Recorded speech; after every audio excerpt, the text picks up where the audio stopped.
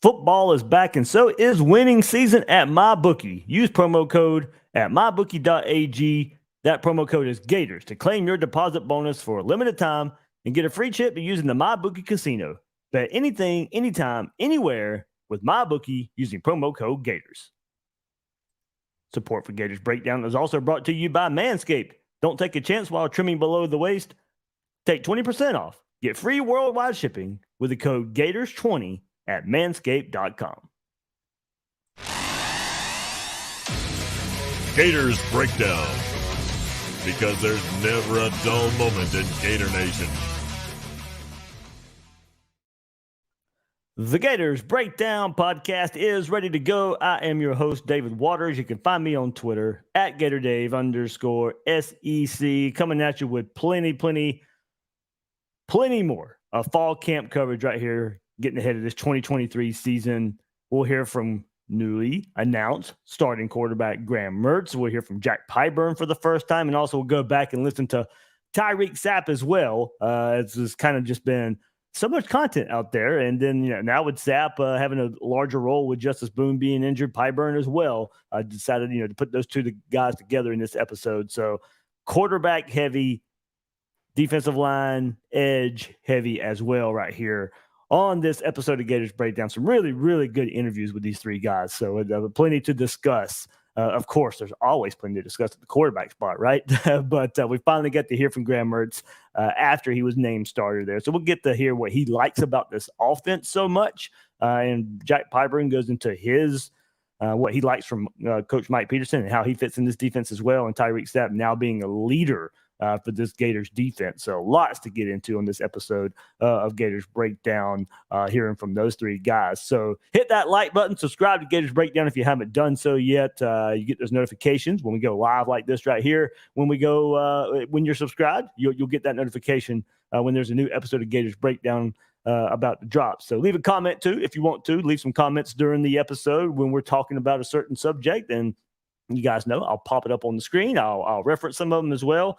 Try to keep it around when the certain topic when it's up there. I know people watch at different times and they might be a little bit behind there, but I'll try and follow along with you guys there. But like, subscribe, YouTube, your favorite podcast platform. Either way, that really goes a long way in supporting Gators Breakdown. But hey, a new way to support Gators Breakdown. We're going to make an announcement right here on this episode, and been a long time in the works, and it is finally ready to be revealed. Guys, there is now a gatorsbreakdown.com. I've been waiting for a few months. It's been longer than that. Been in the plans for a little while, but something new going to happen right here with Gators Breakdown, and expanding even more. Going to be a hub for Gators Breakdown content. There'll be some articles. You'll be able to find the podcast there. But if you're watching the YouTube version, you get a nice new look at it right now. It is up, ready to go. gatorsbreakdown.com. At the top of it right now, you get to go back. You'll see Graham Mertz's his press conference from yesterday. Do a good job right there of summarizing it up. Of course, the images of the black uniforms, that's up there now. But scrolling through there just makes everything easier. You can find your links to join Gators Breakdown Plus there. All the news, Twitter feed. You can listen to the podcast on the site right there. You see the YouTube kind of montage right there as well. So gatorsbreakdown.com, going to, like I said, be a hub for Gators Breakdown. There'll be some articles.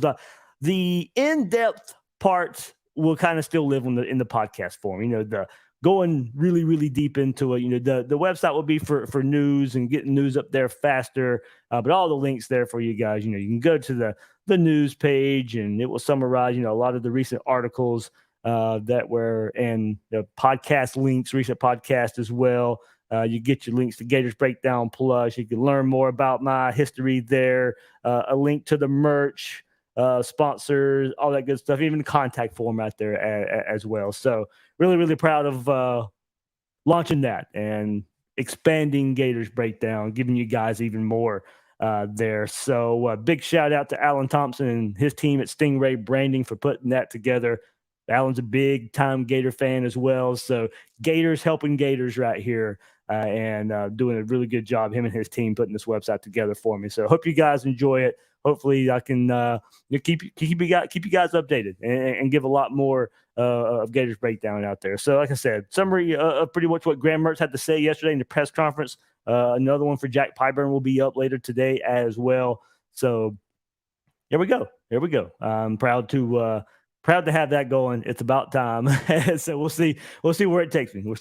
But glad I can give you guys a bit more of the content out there. So, all right, let's get back right here to the episode. Join Gators Breakdown Plus as well, guys. Link is in the description or on gatorsbreakdown.com. You get those ad-free episodes, and there is a chat up there now. I had a chat on Tuesday evening with Gators Breakdown Plus members. We talked about all the Utah injuries, all the running back talk from lately as well, and how Florida will use these running backs, and if guys will get 1,000 yards. They had a really good, fun conversation there, back and forth with Gators Breakdown Plus members and guys that might be, breaking out, and especially at that running back spot with any running back for Florida hit 1,000 yards. We had a really good, fun debate conversation going along with that. So it was a lot of good fun on that chat. So ad-free episodes, extra episodes, Gators Breakdown Plus, you get it all right there. So, all right, let's keep it going. Let's with the Graham Mertz talk. Of course, named starting quarterback last week for the Gators, the day after Florida hit that first scrimmage. No surprise that he was the guy. But let's just get straight to Graham Mertz, and he's going to share just how much he loves this offense, and then later on in the soundbite comparing it to the Wisconsin offense. I love this offense, man. I mean, all the ins and outs of it, all the checks, you really need to know what you're doing and what you're seeing, and it frees you up to just go play the game. I mean, you got to know what every single person on the field's doing every single play, and I love it because it's how do we set this offense and this team up for success, and you have that in your hands every single play. So whether that's front adjustments, backer alignments, defensive structures, we always have an answer. And that's the one thing I truly love about this offense is there's always an answer. And I mean, you think about Coach Napier, all these coaches, they have seen the pitfalls of different concepts and stuff like that, so they know it works. And I mean, they do a great job of educating us on, okay, how do you make it work every single play? And obviously, like, you're going to have plays that don't go your way, but it's how do you minimize those and capitalize on the ones that you know what you got in front of you and you know how to capitalize on it. So, I 100% love this offense. Like, I wish you guys could sit into a quarterback meeting and just hear how he installs. I mean, it's so detailed. Like I said, he knows the pitfalls of every play. I mean, he's seen it. He can remember. He can recall a play from 5 years ago, and he'll just pop it up on the board. All right, this is what I saw. This is why it works. And as a quarterback, that's why it's really helpful in your learning process, because I mean, he's seen it all. And he understands it. He's played the position. He knows what throws are a little bit harder, what throws are a little bit easier. And he designs offense in that way to kind of free you up and go play. I think you think about control in an offense as a quarterback. There's a lot of different ways to derive that. I think at Wisconsin, it was more of a game management, trying to get us in a lot of run kills, run checks. And here it's like I said, it's so much fun. And it's truly – it's fun to make those checks. We spend so much time harping on it, taking walkthrough reps. I'd say it's really fun when you know how to attack a defense, like I said. Certainly sounds like he's confident in this offense, doesn't it? I mean, look, and that's what I expect to hear at this moment. And eventually we got to get to a point where it's time to put it on the field and let's see it. But it certainly seems like he's really taking to this offense, likes what he hears about this offense, really, really kind of just cheering on Billy Napier and just, hey, makes it sound like you're making this offense easy for me. And I'm going to have answers. So it's him getting in the playbook, knowing the playbook, and making sure he has those answers. And look, I mean, that's been the process for him. I'll go through it in just a second. But, he could kind of what he's been doing since he stepped on campus. But it certainly sounds like Graham Mertz is confident in this. Now, this is just a microphone, and this is, don't get me wrong, this is fall camp, and the vibe right now is kind of supposed to be that positivity. But it certainly sounds like he can go in depth about what he likes about it so much and why he thinks Billy Napier is going to put him in situations to succeed. And keep going there, kind of limited on time, to help Florida, that they control the media a bit, and rightfully so. It's their stuff and their players. But I will kind of read through what Graham Mertz, what else he had to say about this. And this was on arriving at Florida and working to improve. And basically just like I said, when he got the starting job, and guys, if you want more of my thoughts about Graham Mertz and what him being starter means, the episode last week about that, diving into that. But even I said, and he said this too, the biggest thing is consistency. Just kind of been my theme since I've gotten here. Just falling in love with the process every single day. If you just take your purpose in everything you do every day, it makes it easy. It makes it fun. For me, I've been working, but I've had a blast doing every second of it. I knew the purpose of everything I was doing. So, yeah, a lot of work. It was just fun. It was great work. So I can see to the point, and we've had the conversation on the Gators Breakdown Plus Discord, where he probably just got so frustrated at Wisconsin. I hope that was part of the issue, was not a lot of help around him. The run game wasn't what Wisconsin is used to. The offensive line, he kept getting sacked over and over again. Don't get me wrong. There were situations he should have done better in himself when he did have good protection, when he did have time to throw, and just ends up making a bad throw or a bad decision. He's going to have to fix those issues himself too. But there might have been some points of frustration for Graham Mertz in that Wisconsin offense that really probably didn't allow him to open it up. And we'll get into some more here, but it certainly sounds like, with the talent at Florida, with Billy Napier's coaching, he might be able to open it up a bit more and not so reliant on a run game and unpredictable play calling now, or a little more unpredictable play calling compared to there at Wisconsin. So, it certainly sounds like, putting those things together, that's where Graham Mertz is at in this offense. And on what he brings to the Florida offense, he said, quote, "I'm excited. I'm psyched about what this offense can be. I think just from the start of camp until now, we've made strides in taking care of the ball, being aggressive, taking what the defense is giving us, and when we have an opportunity to strike, we will. I think just from, big picture. So I think, okay, we'll come out and do as far as my job to help this offense just move the ball. I think that comes down to decision-making. That comes down to taking care of the ball, and like I said, being aggressive. I love the spot our offense is at, but we have a set amount of practices left before that first game. We can take strides, and we will take strides in all those areas." So it goes into basically what we're looking for in this offense from Graham Mertz and Billy Napier is taking care of the football. Absolutely, of course. He's got to be better than what he has been.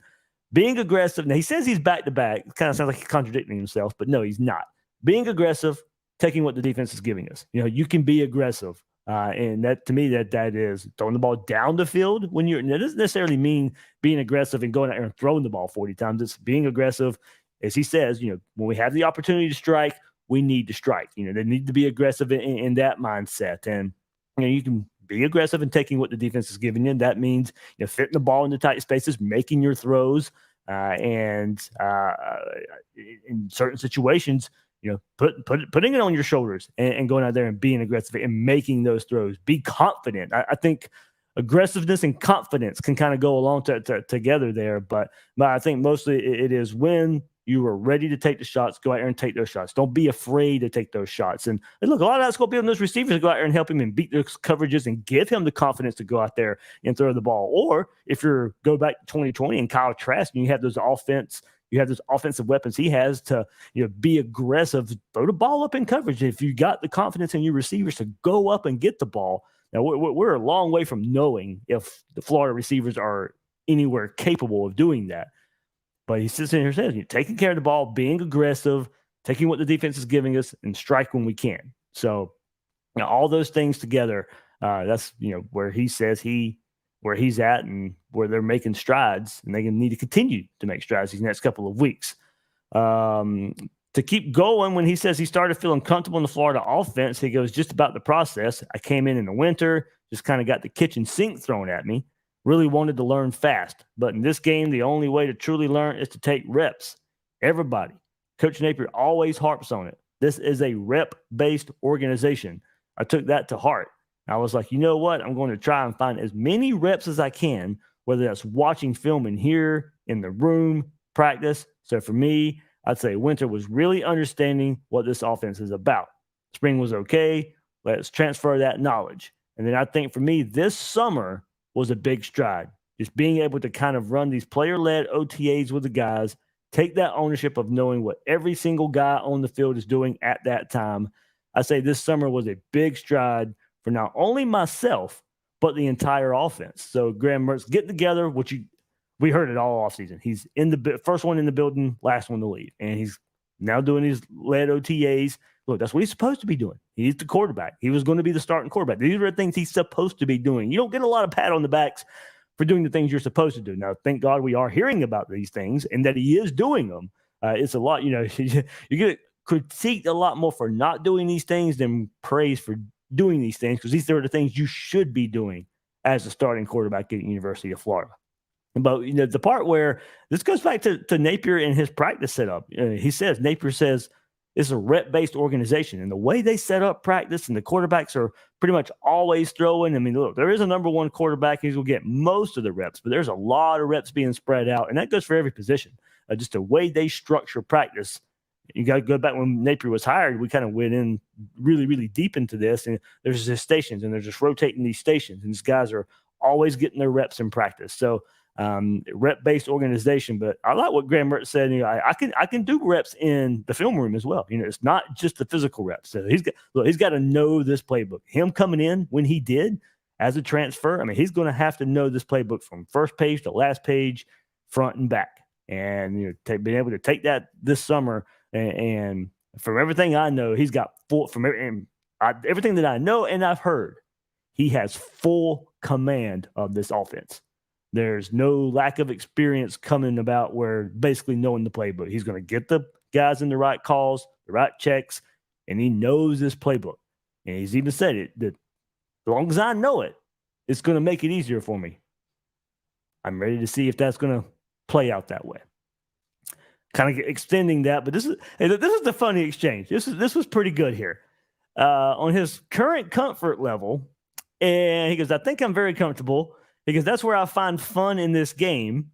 I love especially a guy like Coach Armstrong, the defensive coordinator. Graham Mertz is bringing it the defensive coordinator. Pretty good little back and forth here. He's got a little fire to him, and wherever you can check and get into a call that gashes him. We've been doing a little cat and mouse game every single day. But that's where I truly find fun with this game, is being able to kind of get into that mind of defensive coordinators, see where the weaknesses are, and attack it. That's where I find that comfort, and that's where it's fun. And he goes on to say about his relationship with Austin Armstrong. He goes, we text a lot at night after practice when we see the film, and he's like, I got you. He's got that fire. So sometimes I text him and say, I got you. So look, even opposite sides of the ball. And, we've heard about this locker room chemistry. We've heard about the culture. We've heard about the relationships between the players and the coaches and the players amongst themselves. I mean, you got the quarterback and the defensive coordinator here kind of, having a little bit of fun with the game. And like I said, I'll go back to an earlier point. I don't know how much fun Graham Mertz was having at Wisconsin and everything he was going through and the pressure that was put on him there as kind of the big time recruit coming in to kind of jumpstart their program even more. But the pressure here at Florida is there too. It really is, and he knows that.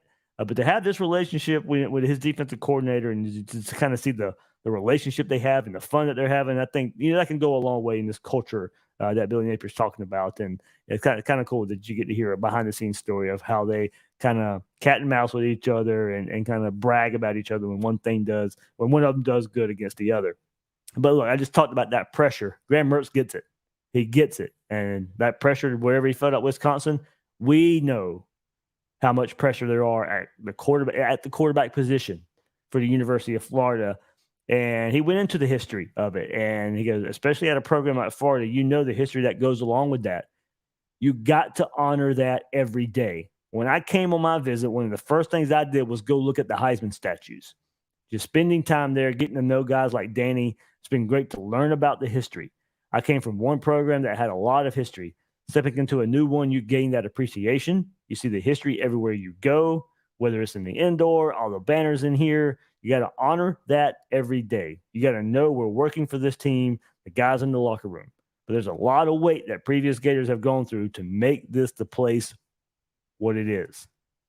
Man, he gets it. I mean, he was a mastermind behind the microphone there and just kind of going through I know what it means for and respect the Steve Spurrier and the Danny Werfel and the Tim Tebow and what they've done here and all the other quarterbacks who's going on to have a lot of success at the same time. And guys, we know just how polarizing the University of Florida quarterback position is, and Graham Mertz certainly gets the history as well.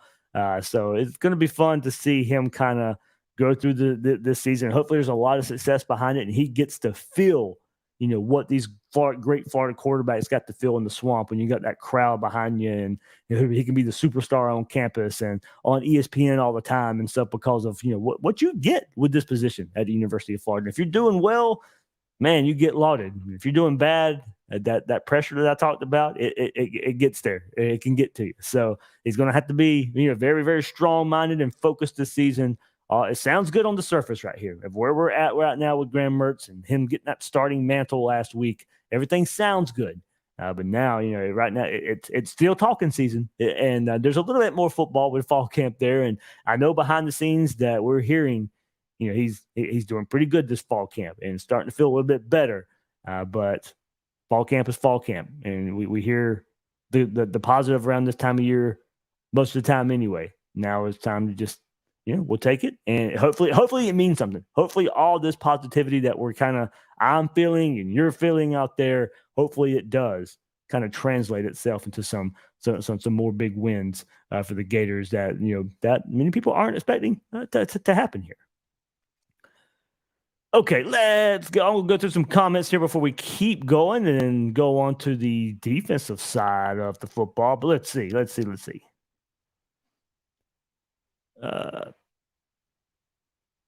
Robert Tanner said, "I'm thinking Mertz has the playbook down in his experience reading pre-snap. If he ain't a really smart QB, then a bunch of sad faces." T. Johnson, the talent that Florida has versus Wisconsin isn't close. Wisconsin offense was run heavy. A real quarterback can't settle into that type of offense. I mean, Paul Chryst had some success with some quarterbacks there. So that was part of the worry with me with Graham Mertz. There were quarterbacks Paul Chryst had a lot of success with. But at the same time, I think we've chronicled enough that this offense didn't do him any favors. It didn't have the running backs they used to have. The offensive line wasn't as good. They ran a lot on first and second down, and it's 3rd and 7, 3rd and 8, and hey, Graham Mertz, go convert 3rd down. Now, that doesn't automatically mean that this situation is going to, he's going to excel in this situation. But two things can be true at the same time. We said it a couple weeks ago. We'll hold true right now.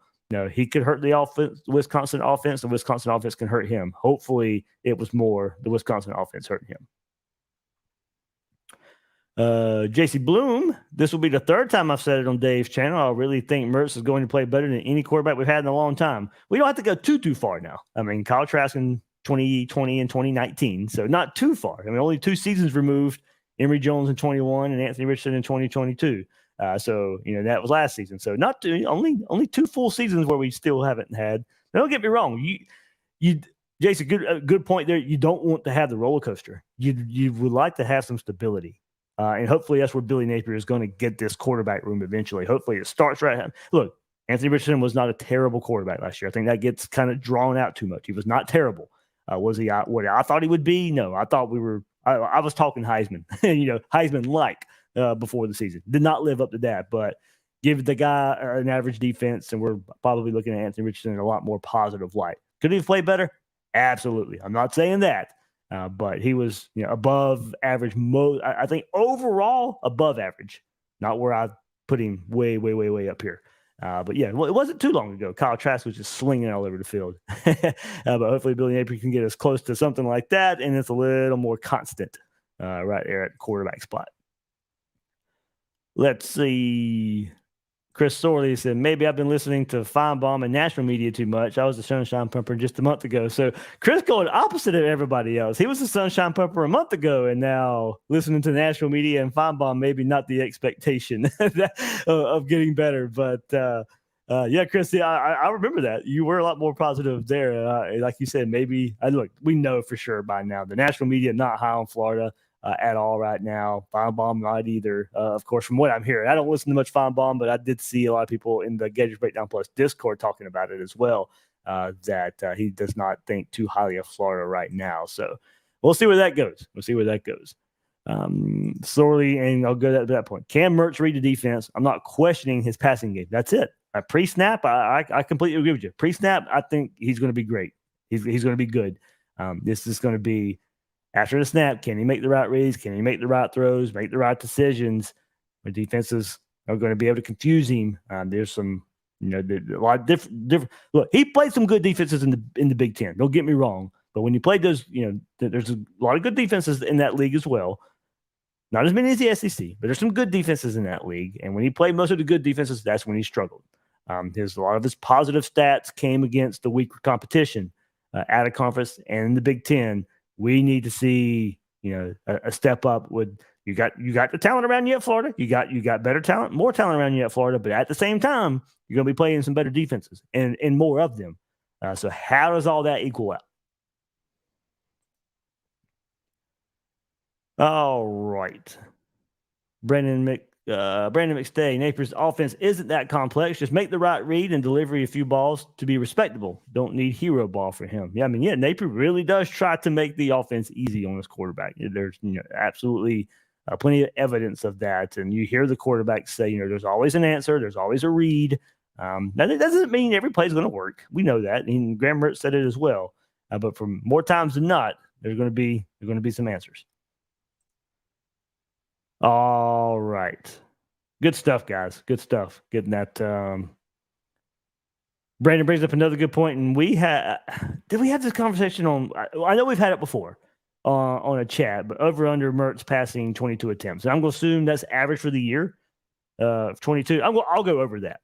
I'll go over 22. I think 30 is the number. I think if you want to go over under on passing attempts there for Graham Mertz, and hey, over under episode will be coming up as we kick the season off pretty soon, as Will and I do every year. That will be one of them. So I'll save that one. About 30. I think 30 is going to be the number. I might lower it a little bit because I think if you go 30, I think everybody's going to take the under. So I might go 27. I'll go right around that. So over under of 27 for Graham Mertz. Now it's going to be a fun one to look at the end of the season. But with that run game, you need to go 30. And a lot of it's going to depend. If the run game's working, he's not going to hit 30 because there's no need to. Right? There we go. That's just something to kind of tease that when we get back to it in a couple of weeks. So, all right, we're going to move to the other side of the ball. We get to hear from Jack Pyburn. We get to hear from Tyreak Sapp. But, hey, before we do, guys, football is back, and so is winning season at MyBookie. NFL, college football, and a brand new cash-out system giving you options to bet and win all season long. First two legs of your parlay hit, well, then cash out early. Use the funds on another bet or let it ride for the chance at a bigger payday. Use early cash outs as a tool to stay in control of the action at MyBookie. To get started, go to mybookie.ag. You go there now and register for a free account. And when you're ready to make your first deposit, just use promo code Gators to grab a welcome bonus on the house. That's promo code Gators to claim your deposit bonus. And for a limited time, get a free chip to use in the MyBookie casino. You can bet anything, anytime, anywhere, only with MyBookie. And support for Gators Breakdown is also brought to you by Manscaped. The best in men's below-the-waist grooming, Manscaped's Performance Package is the ultimate men's hygiene bundle. And right now, you get 20% off and free worldwide shipping with the code Gators20 at manscaped.com. The new Performance Package 4.0, of course, it includes the Lawnmower 4.0, that fourth-generation waterproof trimmer. The Performance Package 4.0 also includes the Weed Whacker. It is the nose and ear trimmer that actually works. There's so many of them out there that don't work. Guys, take it from me. the weed whacker, all the hair growing in the weird places of your nose and the ears, it'll get it. And guys, it's hot out there. We know. Most of us are in the state of Florida or in the South. It's hot out there. Take care of yourself with the Crop Preserver Ball Deodorant and the Crop Reviver Ball Toner. Make sure you stay fresh in all that heat. And Manscaped even throws in 2 free gifts in the Performance Package 4.0, the Manscaped Boxers and the Shed Travel Bag. Get 20% off plus free shipping with code Gators20 at manscaped.com. That's 20% off plus free shipping worldwide with the code Gators20 at manscaped.com. Let's go to the defensive side of the football now, and we will hear from Jack Pyburn, the second-year player out of Jacksonville. Hey, he's got a lot bigger role now with Justus Boone going down. So let's get to hear from him on how Mike Peterson has helped him so far, and then his mindset and his feeling on defensive coordinator, Austin Armstrong. When I was in high school, I played linebacker, and people told me, I think you could be an edge rusher. I think you can do this. So, I was like, okay, I'm gonna learn how to use my hands. And, when I came here, I looked like a plank. I was stiff. I'm just going to be honest. I couldn't move well. I just couldn't do these things. So he just told me, he's like, jump rope, yoga. And I took those things, and over the off season, I did yoga 3 days a week.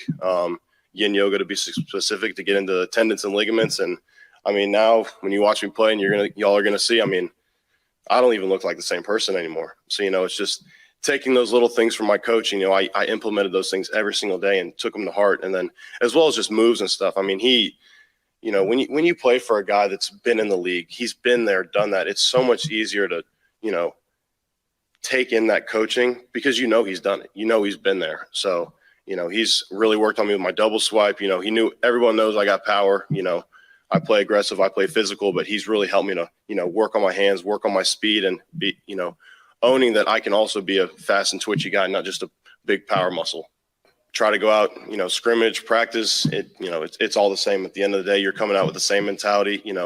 Do your role, define your role. And I think one of the big things that I've understood, especially being in college now, and especially under Coach Armstrong, you don't make plays off of just going out there and trying to be an athlete or a good, just being a good player. You make plays off doing your job. And when you do your job, when you define your role and you're part of your role, that's when you make plays. Obviously you can do a little bit extra here, do a little bit extra there, but the scheme is designed to allow you to make plays. And if you know the scheme, you follow the scheme, you'll make plays. I love Coach Armstrong. He's got energy. That guy's got energy, and he's aggressive. And that's me, so I mix really well with him. And, every single time I see him, he's got a smile on his face, fist bumping me or jumping on me, or, it's amazing to feel that. And he calls me the firecracker because I bring so much energy at some points, but I love him and love what he's doing. And, he's really brought our defense and honestly the team early, especially, I heard Graham talking about it, that, he texts back and forth. It's practice is fun because it's a rivalry between the offense and the defense. And we get after it, plain and simple. That's what you like to hear. Hey, we get after it. Offense, defense, we're in practice and we're getting after it. And, Austin Armstrong bringing that new approach to this defense with this new look offense as well, with Graham Mertz leading the way. And we've heard of this offense opening up a little bit with the running back side of the backfield and maybe even Ricky Pearsall and Eugene Wilson or Trey Wilson in the backfield. So, there's probably that cat and mouse game Graham Mertz talked about. You hear from Jack Pyburn saying being excited for in practice as well. So, hey, we're going at it. And that's only going to make these guys better. We know both sides have got a lot to prove to each other, especially on the defense after the last few years. If the offense is better, it can make this defense better at the same time. I'm hearing pretty good. The one units are pretty good right now, and that's what I expect to hear in fall camp. But the revelation of the offense is opening up a bit more with just how they're using the skill players, and we know how deep Florida is up front, how much deeper they are up front than they have been in the past.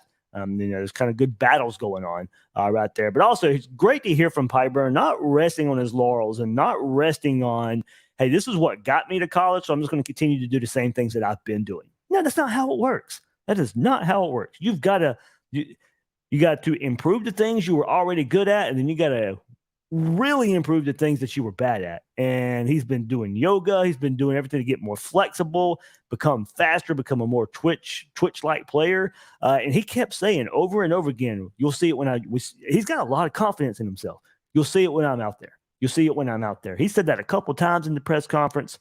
I believe he said it one time in the bites too, but he's just really excited to show off the type of player he is now and the growth that he's made from year 1 to year 2. No, look, not a highly recruited player. I mean, I'm right here in Jacksonville, and he came on late. Billy Napier gets hired, and I had heard of Jack Pyburn because, guys, do yourself a favor, go watch his huddle highlights. I mean, this is aggressive as you'll see in the high school game, and he hits hard, he hits with passion, he hits with intention, but started coming out late in the cycle. Okay, Miami, Auburn, he started getting higher offers, and it looked like a Miami-Auburn battle. Billy Napier gets hired at Florida right down the road. Pyburn grows up a Gator fan right down the road. So, of course, if Florida started showing some interest, he was going to be a Gator. Billy Napier gets hired, and instead of Miami, instead of Auburn, Jack Pyburn ends up picking the orange and blue. And, hey, look, it was one of the late additions to Billy Napier's class. It was one that kind of came out of left field and one that was kind of just overlooked because, Pyburn wasn't a highly rated prospect. He played at Bowles here in Jacksonville, who have gone on to, send guys to college football over and over. But the big time standouts at that school, there's not many. They win a whole lot of ball games and they're competing for state championships. But, it's a school that just plays really good as a team. And the standout players aren't there like your big time skill players that really get noticed and get your team noticed even more. Bowles is just a really good program, really good team. So I'm eager to kind of see him and how he kind of just maybe hopefully at least for Florida State kind of just breaks that mold and just becomes an outstanding player. Like, he doesn't need to be outstanding. He doesn't need to be Derek Harvey out there. He doesn't need to be Jonathan Grenard. I mean, if he turns into those type of players, then okay, great. But I'm certainly looking at him to now play a huge role in this defense with Justus Boone going down. I think he would have played anyway. His name was, once fall camp started, he was a name early on in fall camp we were hearing about, and we were hearing about before the scrimmage and Boone goes down and him in the scrimmage last week getting 3 sacks. We were hearing his name anyway.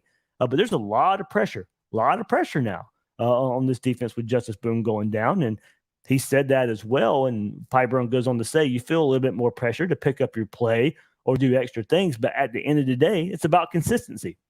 And when you have a consistent regiment, you just stick to that plan, you follow those rules. I think that's the biggest thing for me. I tell you, as a group, we probably had one of the best weeks of practice in the edge room as possible because we're all just competing and trying to raise each other up to another level. I couldn't be more proud of every single person in that room. We'll make up the ground for him, talking about Justus Boone. Another thing, as soon as he got injured, the next day we put his jersey up on our wall in the outside linebacker and edge room. I wrote a little note so every time you're in there and you're watching film, you're going over your plays and understanding what you're doing. You look up there and see that. It definitely gives you a little pep in your step for sure. And he said how he wants to be like Justus Boone. He said, look, we know what Billy Napier said about Justus Boone and how much he meant to this program. And as I said, I was around him a little bit this offseason as well. And the growth of Justus Boone was something I was really looking forward to. And then Justus Boone said, I want to be like Justus Boone in my career at Florida.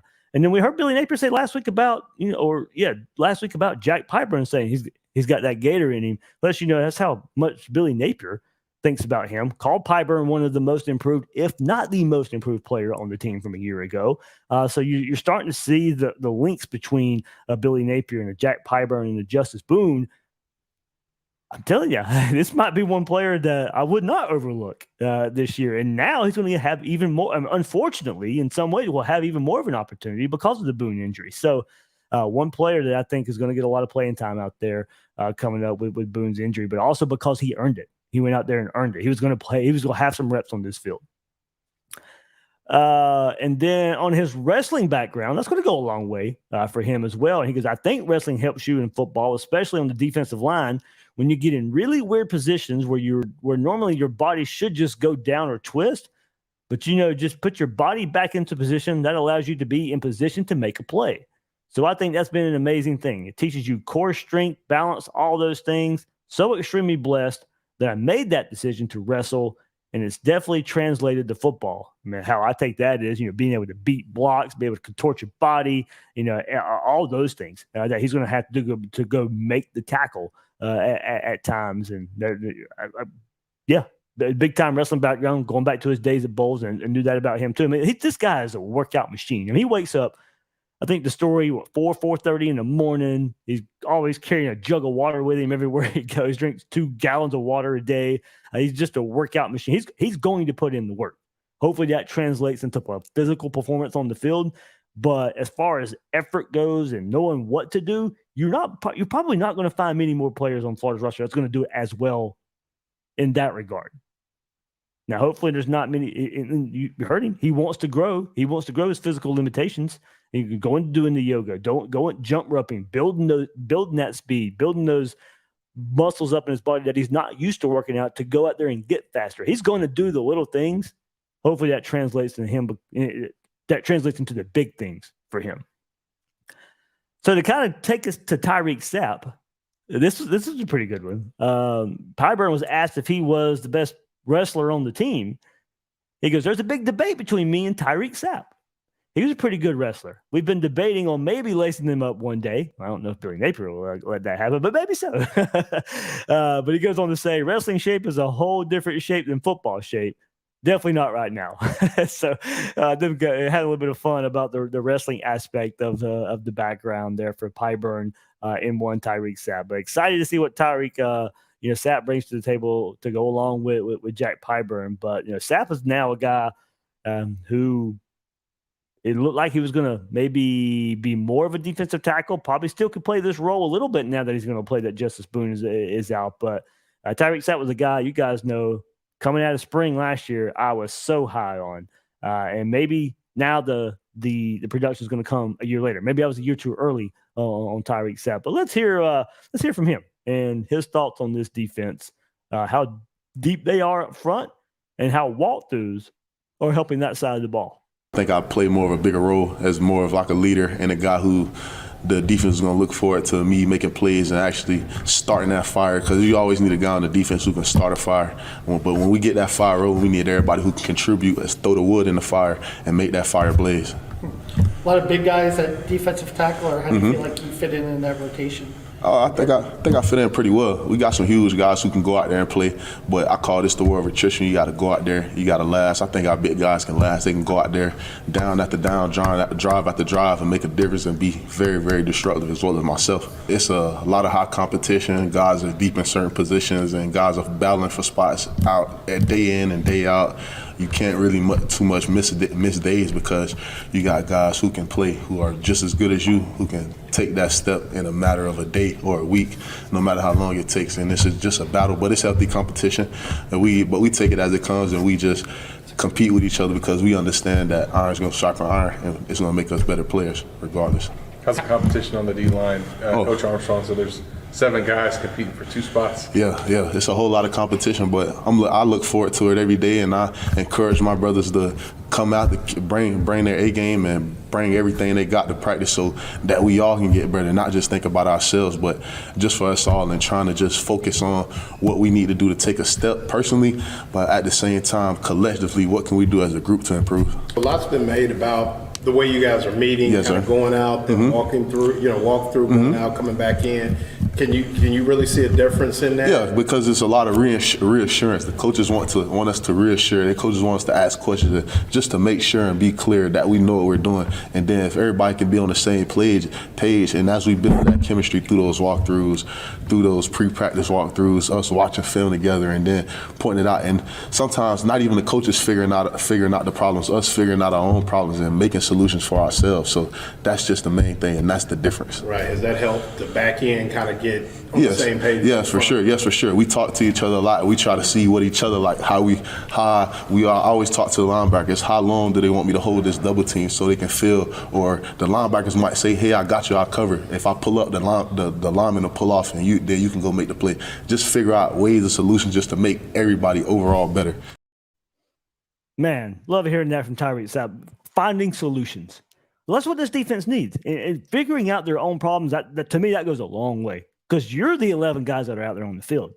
You're the ones that got to figure out the problems that when you're out there when things aren't going right. Of course, you got a defensive coordinator on the sideline and all that, but there's only so much he can do on the sideline. There's going to come a time where these 11 guys need to be on the same page. These 11 guys need to come together. They need to do their job And I love the little walkout sessions that Florida's doing now. Like they'll have their meetings. They'll go into the meeting room for 20, 30 minutes, walk through time, come back 20, 30 minutes, walk through time. They breaking up the practice so they can sit there, study, and apply it right away.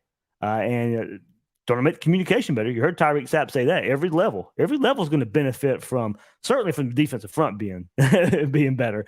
And that starts now. Unfortunately, Boone goes down, but at Florida's they got some talent still up front. We talked about how deep that group was, whether it be edge, outside linebacker, defensive end, defensive tackle. Florida's deeper there. They could. Unfortunately, I don't want to gloss over Boone's injury, but they could afford it at this position more so than they could others.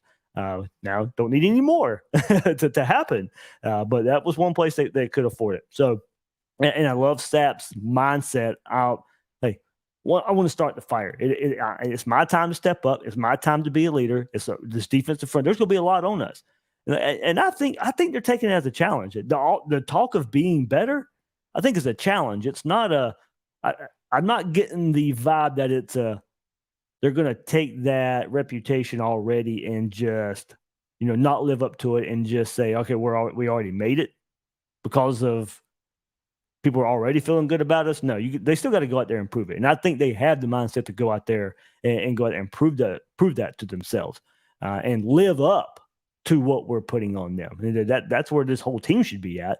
And don't get me wrong, but the team is in general should be taking the whole chip on the shoulder approach. Not many people are talking great about Florida, but if there's certain in the at least Gator circles where we're feeling good about his defensive front, but they got to go out there and prove it, and we feel good about that group. And now, as Tyreak Sapp talking about, he wants to start that fire. He wants to be a leader. He needs to step up in those roles. And now the opportunity certainly there for him to be able to do so. So, look, I think now.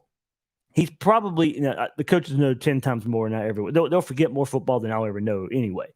But I do think this position, for me, I like him better at this defensive end more so than, look, he's going to move around some anyway.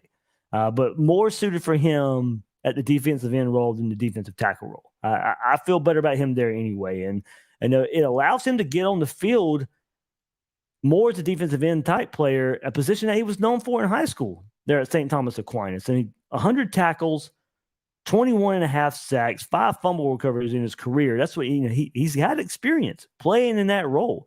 And I think a little undersized still to be that defensive tackle in and out. So he can play there. I wouldn't necessarily say at a position, but I do think a better position would be this defensive end role that, and now he's definitely going to play more of, filling in for the injured Justus Boone. So I think when you look at it, you got Sapp, Pyburn, Kelby Collins, Cam James. Pyburn can either side right now. And Billy Napier said that in the press conference as well.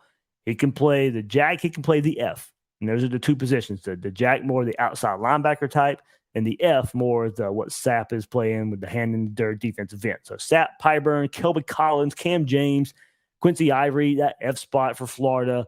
Napier even said you can see Caleb Banks in that spot there too. All along to go with Princely. There's that main pass rusher, jack, edge, and where I think you'll see Pyburn some as well, and freshman TJ Searcy. So I think that's how it breaks up in your edge position. You got edge F and edge jack. And so there we go. That's kind of how Florida's going to break it up. And then in between those guys, you got your Cam Jacksons, your Des Watson, your Chris McClellan, your Banks. That's how deep they are there. There's a lot of options there. We heard Austin Armstrong say in his very first press conference here this fall, I got a lot of names fighting over a few little spots. That's a good thing for Florida because, look, you're going to rotate. The big thing for defensive tackle right now for Florida with Des Watson and McClellan and Banks and James, those guys they're going to be rotating. They have to. They have to survive in this league and not be like Jervon Dexter where he's playing way, way, way too many snaps. You got to have that rotation. Florida's got the numbers to do that now as long as they keep staying healthy. All right, so there we go. That's some good stuff there. Let's go through some comment. I'll go through some recent practice notes as well about kind of who's performing out there or not performing, who's taking part in practice. But let's go. Brandon McStay, man, you'd love to see that though, wouldn't you? Jack JJ Watt 2.0 Pyburn. I'd take that. I'd take that. Wilcox brings up a good point, and Pyburn spoke on this too. John Wilcox says Pyburn was folding players up like lawn chairs on special teams last year. Look, he mentioned that as well, as he was scout team. And look, this a lot of freshmen, that's how they start. Scout team, but by the end of the year, he was putting in the reps, he was putting in the work where he was a consistent cog and ended up one of the best special teams players named by the staff at the end of the year. So he was, like I said, he's going to put the work in. You do not have to worry about Jack Pyburn taking days off, taking plays off, taking workouts off. That's not him. That's not his mindset. And I knew that, his reputation personally here in Jacksonville. And then here and seeing that now on display in Gainesville. You know, last year it equaled to special teams. Hopefully this year it equals to some big plays behind the line of scrimmage and some big plays and some turnovers coming along with it. As Chris Orley said, I heard Billy say he's got that Gator in him. There we go. I mean, that was I think that's going to be a fun little bite right there for Billy Napier and Jack Pyburn. Brandon McStay, all I want from the defense is pursuit of the tackle in space, secondary, and aggressive play calling. And we're going to get the aggressive play calling for sure. The pursuit should be there as well. Tackle in space, we talked about that last episode. Certainly got to see an improvement there compared to these past defenses. Go through some more. Well, everybody, thanks for hopping in right here this episode. Well over 200 of you. Hit that like button. Subscribe if you haven't done so yet. Tell your friends to subscribe to Gators Breakdown. I'm trying to get to 12,000 subs before kickoff versus Utah. So we'll see. We'll see if we can get there. Subscribe if you haven't done so. Share it. Only thing I really ask of you guys right now, or join Gators Breakdown Plus if you want to throw $3 a month right there. You get a lot of value for $3 a month right there. Gatorsbreakdown.com. Watched it today as I'm going through these comments here. Hardwired to self-destruction. I don't know what you mean by this as a positive or negative, but let me know. Sapp, I think, is going to be another Dexter. Because I know for Dexter, a lot of people were disappointed, not living up to the 5-star status necessarily. But as I said, I got to that point last year too, but then had to kind of break it down a little bit more and see what he was asked to do. And it was playing out of position, playing too many snaps. So I thought he was good. In the first half of games last year, Jervon Dexter was really good. Production fell off as he was asked to play more snaps. And he was playing injured last year. Had a back injury. So, Golf Week AM Tour, thank you so much for the support right there. Anthony Bramucci, I hope I'm saying that right, Anthony. Jack Pyburn, mark my words, he is going to be a Gator legend. I'm saying it right here and right now.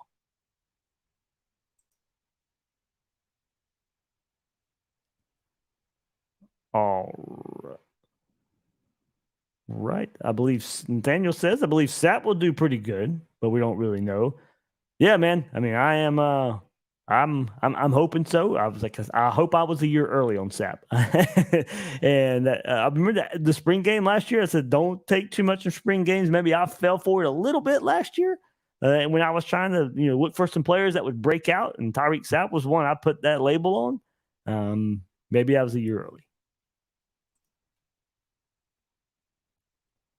All right. There we go. Harrison brings up a good point. Has anyone else noticed how different our players sound at the mic under Napier? Absolutely, man. Me and a lot of the media members have been talking about that, and Gators Breakdown Plus, the Discord, we've been talking about that as well.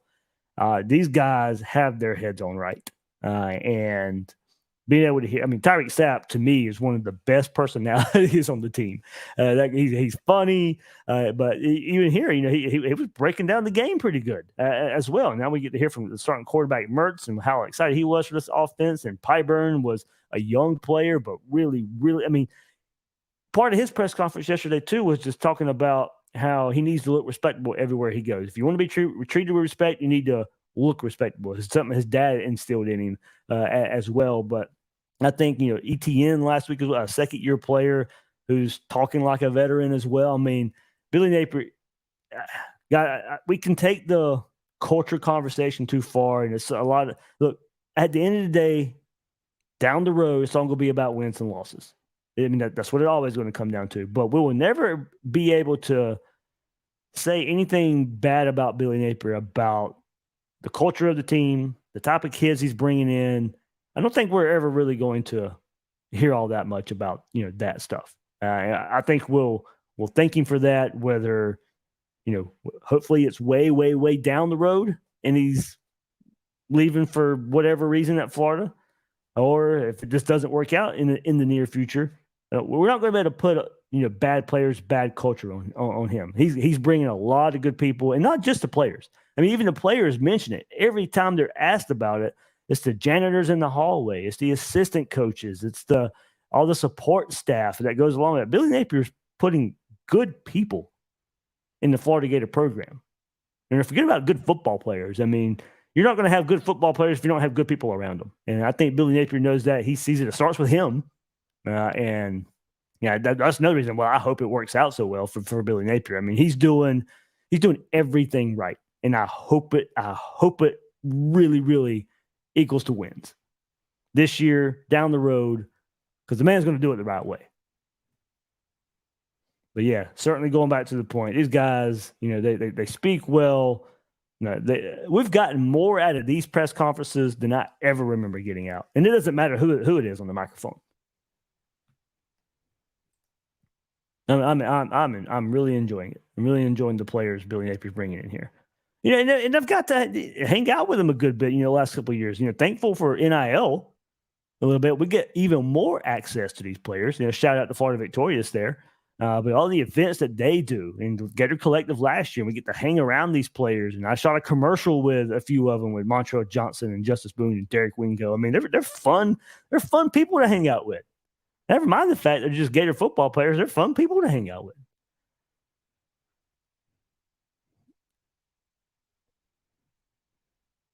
Hunter Crane says, I mentioned Nunnery on another podcast and got shot down a bit. Heard nothing but good things about him, though. Yeah, very athletic. I'm just eager to see where they're going to play him. I think special teams for sure, but I'm not limiting him to that. I'm just saying that's at least, I think, what we'll get out of him. I'm hearing good things, too, just how athletic he is. It could be outside linebacker. If they're for Florida, maybe in some situations, maybe a nickel there for the Gators as well, a bigger body in that role if it calls for it.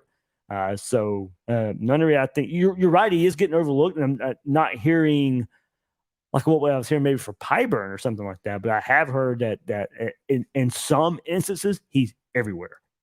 Very athletic player there.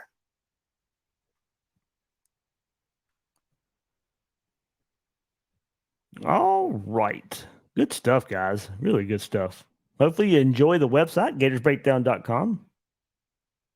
Hopefully I'll be updating that. Should be kind of summarizing what Jack Pyburn said. That'll be up at some point soon. So you kind of go back and read some more about what he had to say.